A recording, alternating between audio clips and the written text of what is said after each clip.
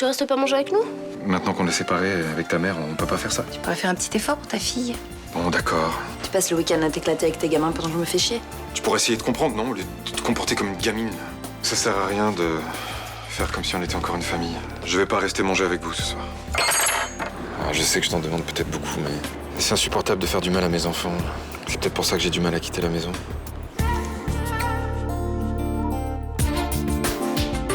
Nous avons affaire à un tueur en série. 3 prostituées sont déjà mortes. Une à Lyon, une à Genève, une à Belgrade. Il paraît que t'as beaucoup voyagé en Europe. Tu veux savoir si je suis passé par les villes où le tueur des putes a sévi? La réponse est oui. Le nom de Grangier n'apparaît pas dans les enquêtes de proximité. Écoute, je soupçonne Francis d'être impliqué dans une sale affaire. Je voudrais que tu trouves le passeport de Francis. J'ai pas mon téléphone, il est là-haut. Tu me passes tes clés? Merci. Je me dépêche. Yes. Et les dates correspondent? Au même moment, une prostituée a été assassinée à Belgrade.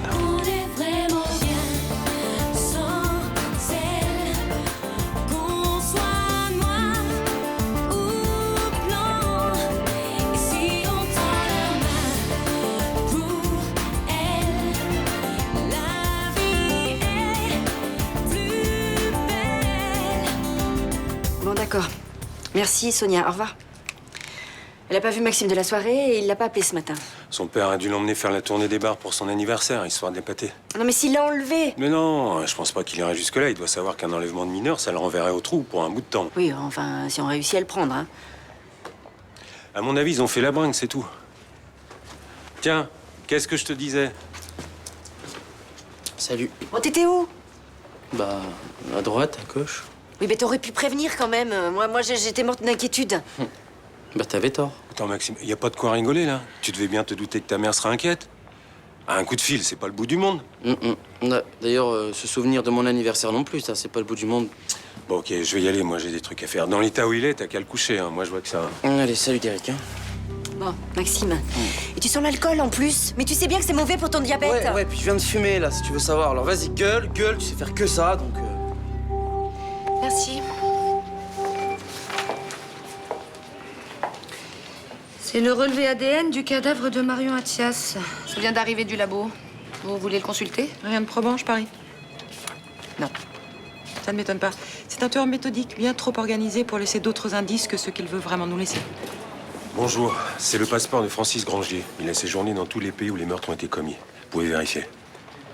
Comment vous êtes-vous procuré ce passeport? Ce qui compte, c'est ce qu'il y a dedans, le reste, on s'en fout. Le juge d'instruction ne peut pas utiliser un document obtenu illégalement. C'est pour ça que je vous le donne à vous et pas à lui. Les dates pour Belgrade correspondent, j'ai vérifié.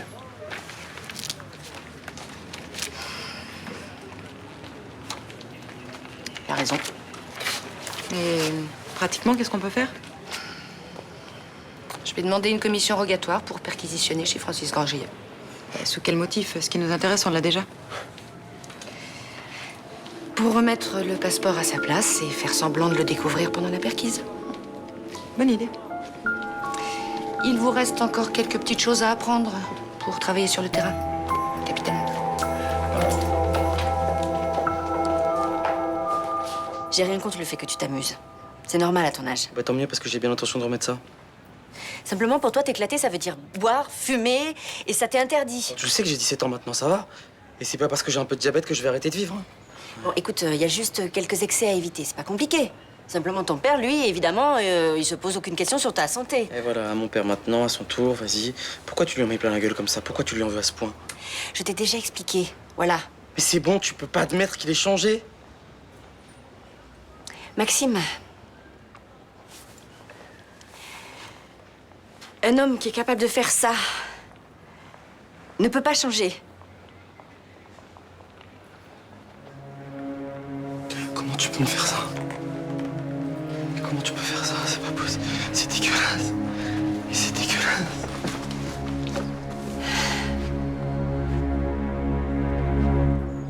Si on m'avait dit que je passerais mes 2 premières nuits avec toi dans une salle de judo. Ça t'a gêné? Non.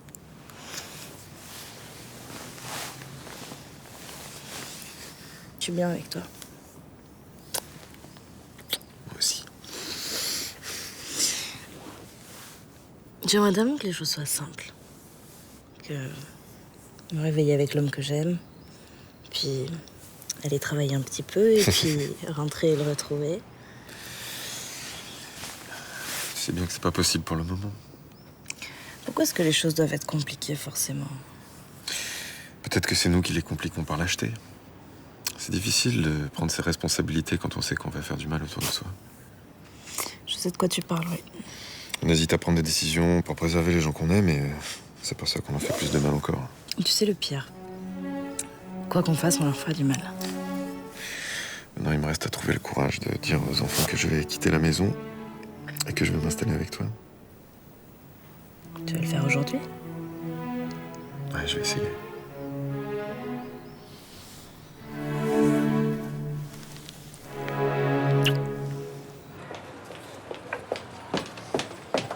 T'es content de toi, j'espère? Bonjour Agathe. Bon, je suis pas là pour faire des politesses, hein. Je viens de parler de Maxime. Il a pas trop la gueule de bois, j'espère. Mais comment t'as pu le faire fumer et boire comme ça? Ça va, tu veux pas nous jouer les mères la vertu. Il a 17 ans, ton fils. S'il s'amuse pas à cet âge-là, hein. Il a du diabète, un régime à suivre, des aliments interdits. Mais ça, tu t'en fous complètement, hein. Et alors, moi aussi j'ai du diabète, ça m'empêche pas de vivre. C'est pas en le mettant dans du coton que tu vas le protéger, hein. Je veux qu'il reste en bonne santé. Bon, admettons. Il boit plus, il fume plus, il sort plus. Il vivra plus longtemps, mais qu'est-ce qu'il va se faire chier? C'est ça que tu veux pour lui? Bon, arrête. Je te laisserai pas détruire la vie de Maxime.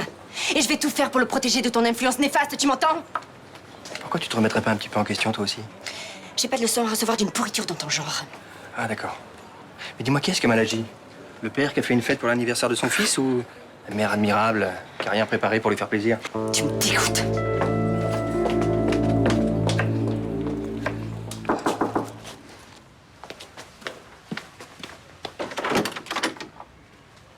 Bonjour. Je te dérange? Non. Tu sais, ça a été dur pour les enfants. Tu nous plantes lundi. Je sais, je regrette. J'aurais pas dû partir comme ça. Ça se reproduira plus. Je passerai plus le week-end ici. D'ailleurs, c'est plus chez nous, mais chez toi. Comme tu veux. Faut que les choses soient claires pour tout le monde. Tu as raison. Cette comédie de la famille unie ne remet plus à grand-chose. Autant regarder la réalité en face. Notre couple n'a plus beaucoup d'avenir. Je m'attendais pas à ce que tu prennes les choses aussi calmement. J'essaie d'être lucide. Si tu veux qu'on entame une procédure de divorce, on peut le faire rapidement. On n'a pas besoin de se précipiter. Est-ce que je peux venir cet après-midi pour parler aux enfants? Si tu veux. Tu crois qu'ils voudront m'écouter?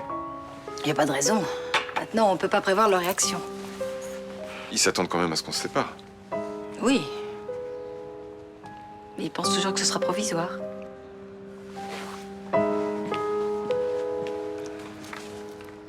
Ça m'embête vraiment ce qui s'est passé avec ton père. Oh, tu vas pas remettre ça. Il a eu que ce qu'il mérite. Enfin, de là à le virer comme un malpropre. T'as vu comment il t'a traité? Mais c'était pas bien méchant. C'était une espèce de test. Il a pas arrêté de critiquer toute la soirée.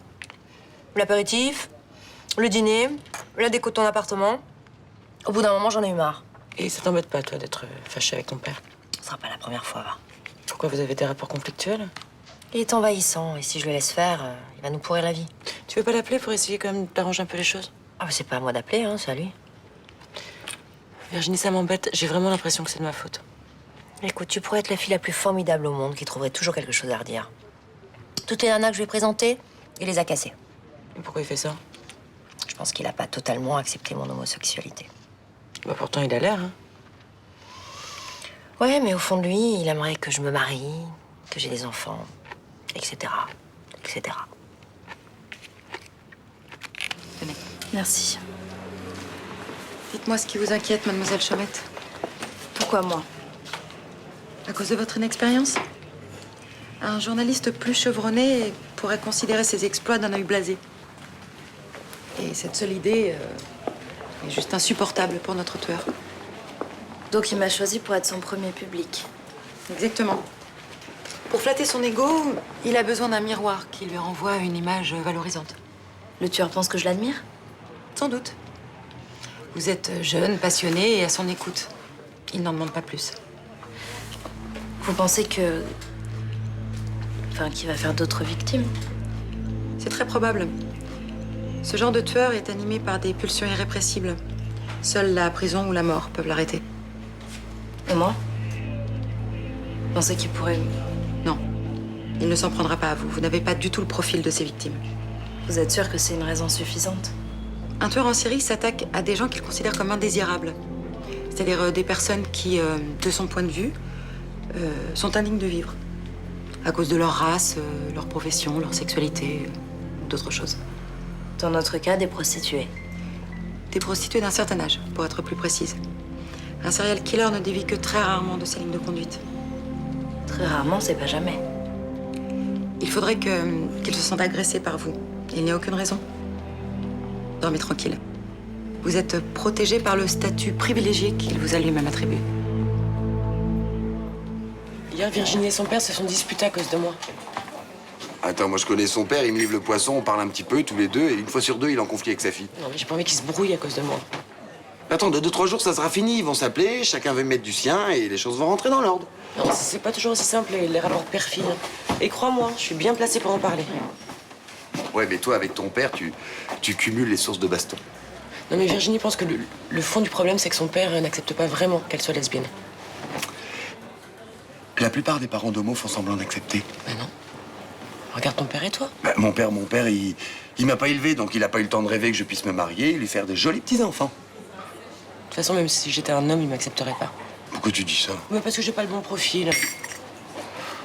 Un divorcé qui change de bord, la trentaine dépassée, hein. Ça fait un peu caprice de bourgeoise pour lui. Mais attends, je te reconnais pas, là. Qu'est-ce qu'on a à foutre que son père t'aime pas? C'est son seul parent. Donc s'ils sont en guerre, Virginie va être super malheureuse. Bah écoute, je vois qu'une chose à faire pour lui plaire, mettre en route une grande entreprise de sélection. J'ai une idée. Je travaille sur l'appel d'offres de l'aménagement du port d'Issaouira. Quoi, je peux lui demander de m'aider? Ouais. Mais si. Elle m'a parlé comme un homme de 10 ans. Commence à me faire chier avec sa jalousie, là. T'es pas rentré de la nuit, elle s'est inquiétée pour toi, c'est normal. Non, ce qui l'emmerde, c'est que je m'entende bien avec mon père. Et ça, elle le supporte pas. En même temps, avec tout ce qu'il lui a fait, on peut comprendre. Putain, c'était il y a 17 ans, Sonia. Maintenant, elle fait tout pour m'éloigner de lui, parce qu'il me paye des coups à boire. Non, mais tu te rends compte, quoi. Non, mais avec ton diabète et tout. Non, mais lui aussi, il est diabétique. Et il est d'ailleurs à un stade bien plus avancé que moi, il est insulinodépendant. Et des fois, ça lui arrive de boire des coups, et est-ce qu'il est mort? Ta mère, c'est une femme bien. T'es dur avec elle. Voilà. Alors, maman, c'est une femme bien, puis papa, c'est un connard, hein, c'est ce que tu veux dire? Pas du tout. Arrête, je sais que tu le détestes. Lui, il essaie d'être cool avec toi. Mais toi, c'est à peine si tu le calcules, là. Non, mais j'ai jamais dit ça. J'ai dit qu'il me mettait mal à l'aise, c'est pas pareil. C'est parce que je le connais pas bien, c'est tout. Sonia, je comprends pas ce que vous faites, moi. Je retrouve mon père. Il s'intéresse à moi. Il me fête mon anniversaire, il me fait des cadeaux. Vous devriez être tous contents pour moi. Tu t'entends? Tu parles de lui comme s'il avait pas de passé. Mais le regret de son passé, Sonia.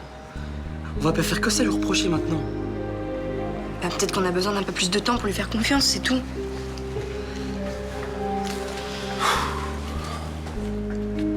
Tu vois, ton père aussi s'inquiète pour toi. D'ailleurs, s'il pouvait me dégager de ta vie, ce ferait un plaisir. Peut-être, ouais. Mais il y arriverait pas. Et qu'est-ce qui te fait croire ça? Mais parce que je t'aime, patate. Si je devais choisir entre lui et toi, c'est toi que je choisis.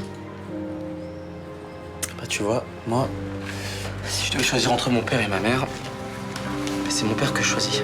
Et sans aucun doute.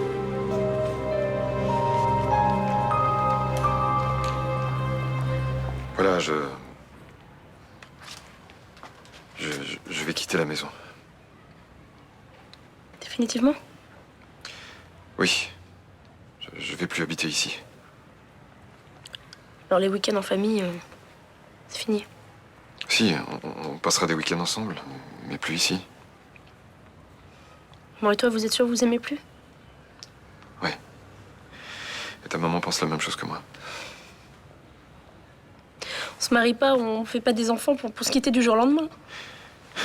Écoute, Sibylle, malheureusement, l'amour n'est pas éternel. C'est pas vrai, il y a des gens qui s'aiment toute leur vie. Sibylle, fais le compte de toutes tes copines à Paris qui avaient des parents divorcés. Tu verras qu'il y en a plein. C'est vrai que j'étais une des seules avec des parents encore ensemble, mais j'étais plutôt fière. Il est possible que je m'installe assez rapidement avec Ninon. C'est bon, c'est pas la peine de nous le dire, on le savait déjà. C'est dégueulasse ce qu'elle a fait, cette fille. Non, elle y est pour rien. Mais t'as raison, c'est toi le fautif. C'est pas la peine de chercher un autre coupable. Bon, écoute, Raphaël, les coupables, ce sont ta mère et moi. Quand ton couple se sépare, les deux sont responsables. Mais elle a pas d'amant, elle. Mais c'est pas le seul problème. Ouais, enfin, ça aide pas. Puis t'as forcé maman à venir à Marseille, putain. Non, c'est faux. Tu nous plantes dans une ville que je déteste. Arrête, Raphaël. Vous allez pas vous mettre à vous engueuler vous aussi, non? Putain, vas-y, éclate-toi bien dans ta nouvelle vie. Personnellement, elle m'intéresse pas.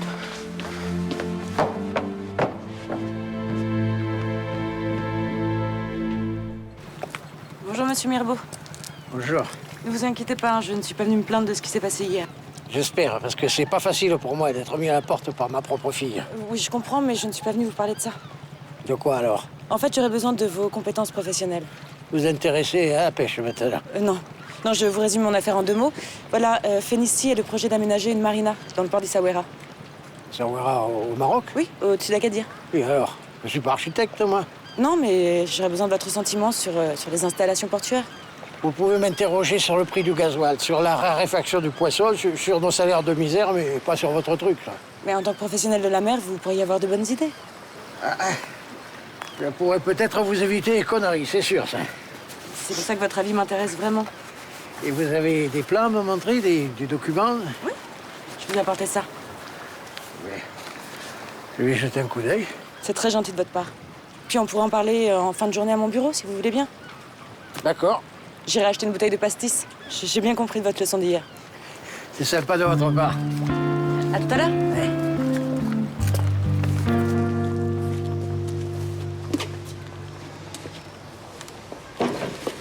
Comment ça s'est passé? Mal. J'ai pas réussi à consoler Sibylle. Raphaël m'envoyait chier. Et toi, comment tu te sens? La seule chose qui m'empêche de sombrer, c'est la certitude d'avoir pris la bonne décision. La seule possible. Ça va s'apaiser. J'ai besoin de toi, Ninon. Faut pas que tu m'abandonnes. Pourquoi je ferais ça? Mais je sais pas.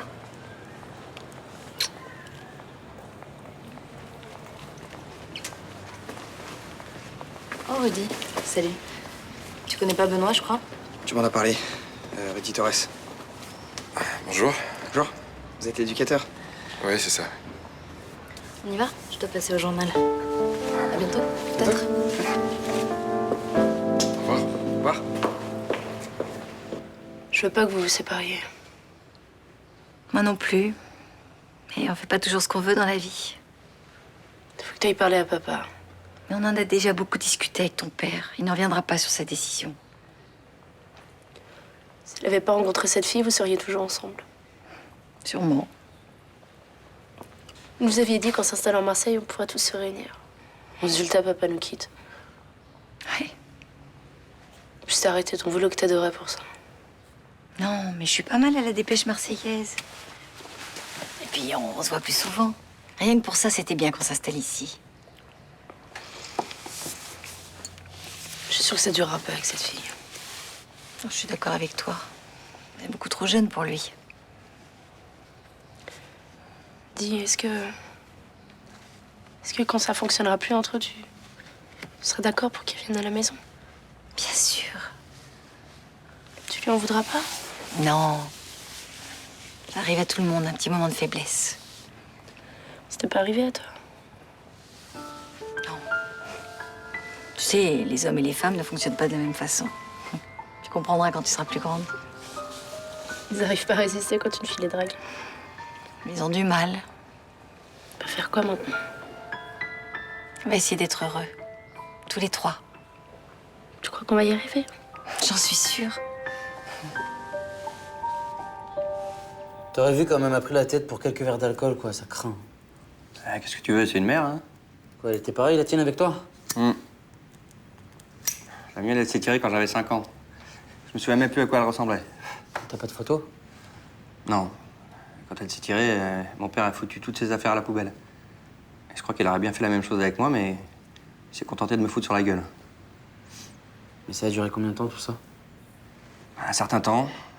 Et puis, les voisins l'ont dénoncé. Les services sociaux m'ont récupéré. Après, tu connais, quoi. Ouais. Famille d'accueil, foyer. Oui, fugue, baston, la rue. Premier flingue. T'attends Sonia? Ben non.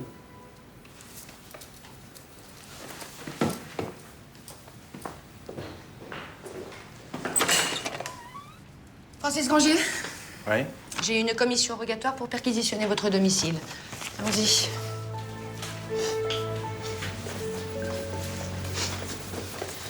Bravo.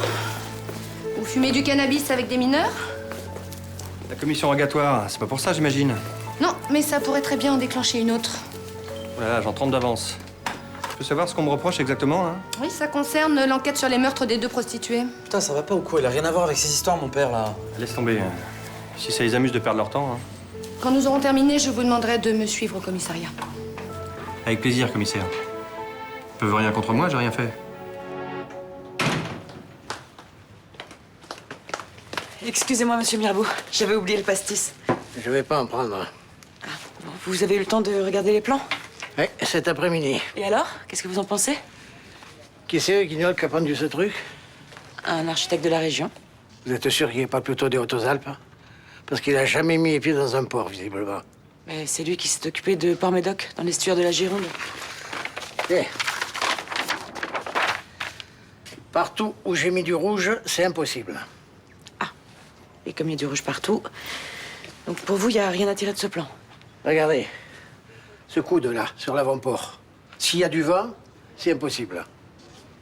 Et là, comment vous voulez que les bateaux aillent faire du gasoil? Il n'y a pas la place de manœuvrer. Mais vous êtes sûr de ce que vous dites? Évidemment. Les quais de déchargement, ils sont impraticables. Les pontons ne sont pas à leur place. Monsieur Mirbeau, vous n'en rajoutez pas un petit peu? Si.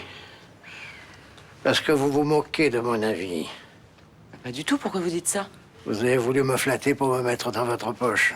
Ah mais non, j'ai vraiment besoin de votre avis sur ce plan. Oh, arrêtez aussi magré. Vous savez très bien que je suis incapable de savoir comment on fait un port. Ben non, je vous assure que non. De toute façon, c'est pas comme ça que vous mourrez. Je continue de penser que vous êtes très mal assorti avec ma fille. Bah pensez ce que vous voulez. Mais sortez de ce bureau, moi j'ai pas de temps à perdre avec des gens qui ont des œillères. Au revoir, mademoiselle. Et j'espère que c'est la dernière fois qu'on se voit.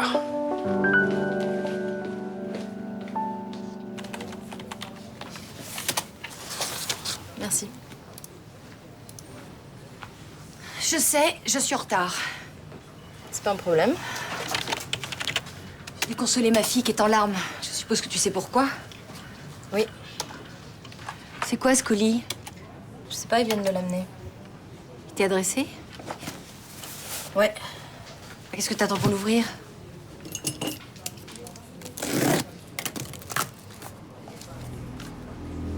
C'est le tueur? Oui. Rendez-vous demain, jeudi à 18h à la cabine téléphonique au coin de la rue Camille Posier et du boulevard des Genêts. C'est tout? Non. Vous y attendrez mon appel, portez cette tenue, sinon je ne vous contacterai plus.